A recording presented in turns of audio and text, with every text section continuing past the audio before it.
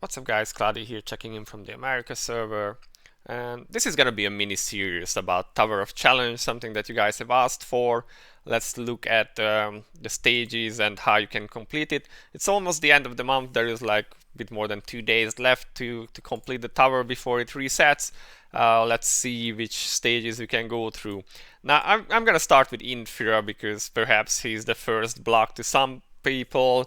He was the last one released before the soul weapon stuff. So nowadays, if you have a very well or a decently built DPS, he isn't terribly hard.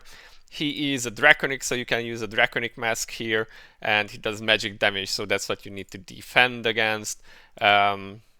I'm not using a terribly powerful team. Usually I do this with Seria, who just chops him up really fast.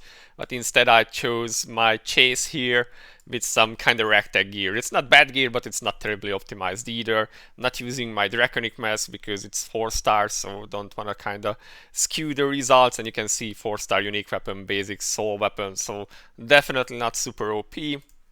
I have my Mei here, geared against magic damage, with magic block, magic defense, and using the perk that lets her buffs not be dispelled, but it's not really needed. And she has a high soul weapon, or like a decent soul weapon, but don't need to use that. Sorry, that was a double click on my escape.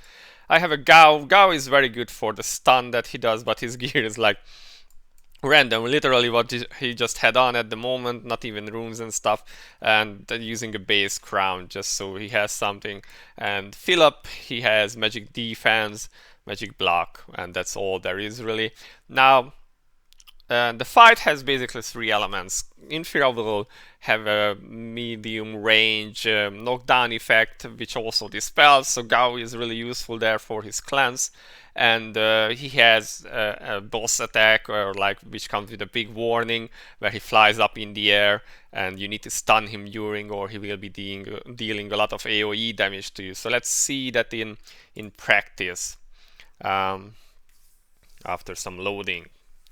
So yeah, using Chase, because Chase is really good here because he doesn't get stunned, so he keeps DPSing, and also he has an extra what you call it, extra stun in there on his S3, which is a pretty high duration or high CC reduction skill, so that's kind of nice. I'm using my Philip on like basic auto mode. So yeah, this is the stun that Infira does. You could see that my Gao was stunned there, and he should be flying up in the air in a moment. This is not that one, this is the one, and I'm using like my Gao and my Chase to, okay, almost. So I used the Gao S1 as well, and then we just knock him down and we start again. So he will be doing his knockdown skill again, which somehow got missed by or dodged by Gao, which is curious. And then he's flying up in the air again. Well, my Mei doesn't have mana now, but I have Chase up again, so I guess I can just do this. He isn't really doing so much damage now, so this is fairly simple. And that's basically all of the fight. If you have like an A1 DPS, or God forbid an A2, then this is over in seconds. Shouldn't really be causing too much trouble for you. I think all the fights before this one are even more simple, with some very basic mechanics. Yeah, I do love this word, so wasn't planning to make videos on that. If you guys having troubles with those, I can probably give some pointers or advice. But yeah, gonna be moving on to the higher stages, because those are a little bit more tricky than the other ones were. So yeah, this has been for episode 1 of this series. This has been Cloudie as well, and I'll see you in the next one. Bye bye.